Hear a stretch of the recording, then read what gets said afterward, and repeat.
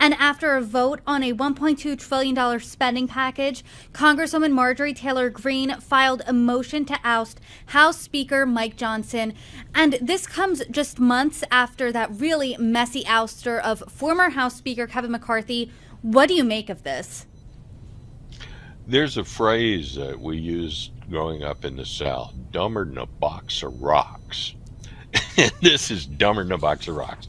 You control one house of a two-chamber legislature, and you don't control the White House. You control the one house by 2 or 3 votes.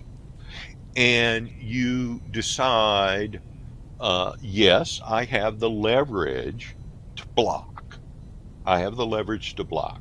But that's going to be true of any coherent group of 3 people, maybe 2 people. You and I, if we were representatives, could say to Mike Johnson, if you don't vote for the Brittany Amendment, which tells everybody to buy a beautiful pink jacket, then we're just not going to vote for you. And that would be enough to do him in. So you've got essentially lots and lots of potential veto groups. Yes, she could blow things up. One of the things that we learned, it may seem very different to think about the riots, the Black Lives Matter riots in the summer of 2020 after the George Floyd killing. But it's a lot easier to tear things down than to build them up. A lot easier.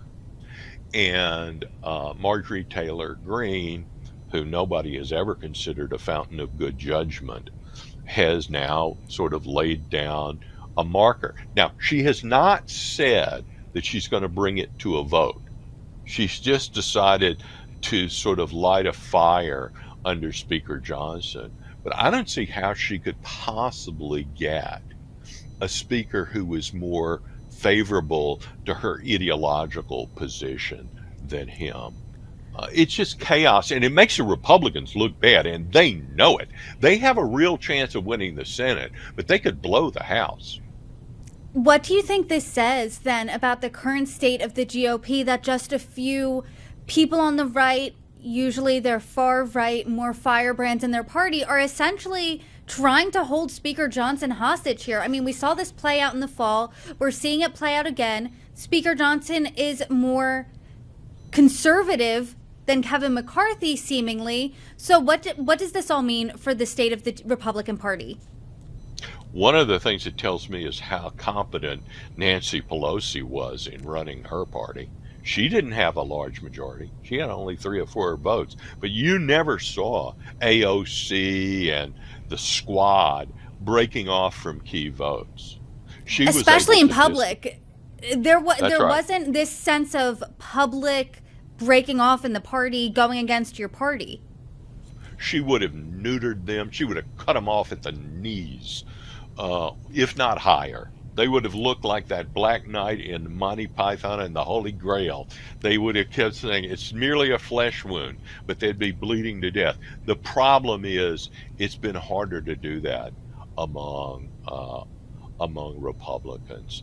And they have a smaller majority. And you can see how bad it is because people like, I've never seen this before, where you have people like Kevin McCarthy resign. Not just resign the speakership, get out of the House. And you just had that with Mike Gallagher from Wisconsin and so forth. You have people just leaving the body because they just think it's a Sisyphean task. They're pushing rocks up a hill, but the rock keeps rolling back down the hill.